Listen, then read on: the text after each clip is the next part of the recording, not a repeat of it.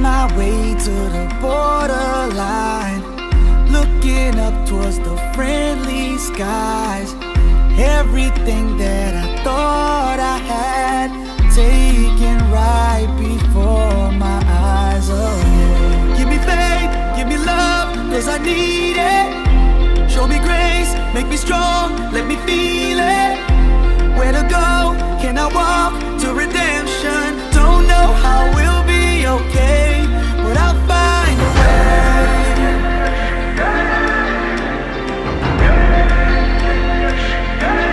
Said I'll find a way.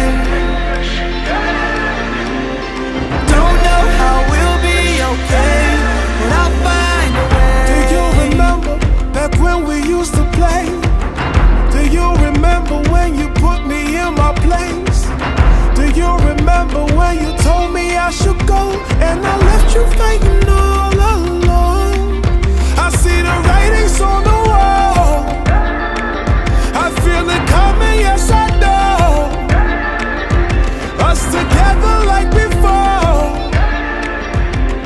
I don't know how we'll be okay, but I'll find a way.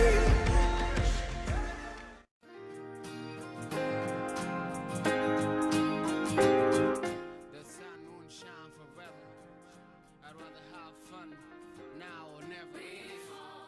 My parents are Chinese Cambodian refugees, and so are my extended family members. And when the Khmer Rouge took over Cambodia in the 70s, my family fled on foot to Thailand, and they were sponsored to come to North Dakota by Thurston and Christine Nelson.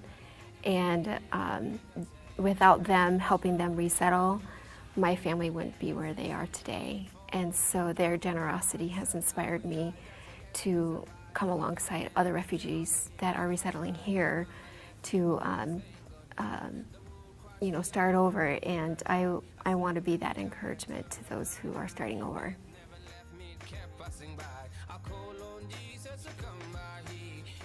One time I was talking to Sobia, and she shared with me how excited she is to be able to receive an education. She wants to get her GED and then go on to college and have a career for herself. And as a woman that's in America, that's a privilege, and she sees that as a privilege, and that was pretty neat for me to witness.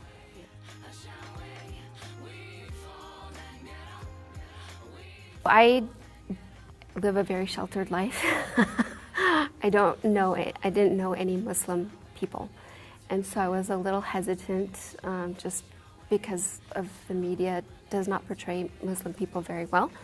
And so when I met them, the very first day that I met them, I realized that these are people just like me and anybody else that lives here, and they also want peace and joy and need God's love just as much as I do, and that was one of my biggest aha moments.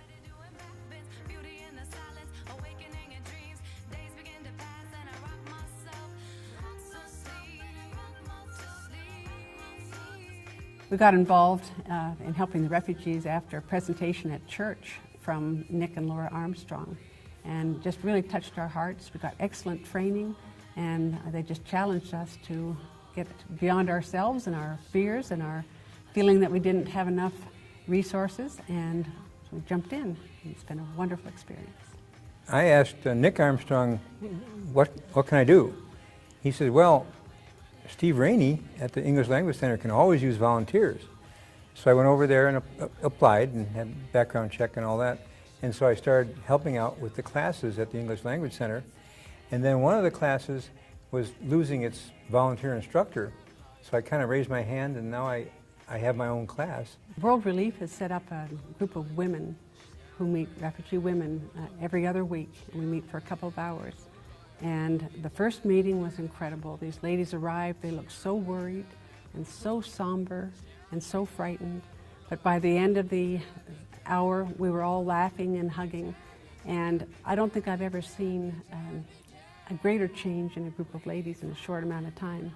We teach them crafts and arts. We help them with their citizenship questions. We take them on tours. We go to the zoo. We went bowling, those kind of things. But most of all, we just love on them. One lady from Iraq told me that she had never experienced in her whole life women who got together merely for socializing and for pleasure. And that surprised me. And she said, you have to understand, we've been living in survival mode. We look over our shoulders all the time in fear and terror. She said, I can't believe that you ladies have the freedom to meet and to laugh and to talk and to share your lives. And it's been a wonderful experience.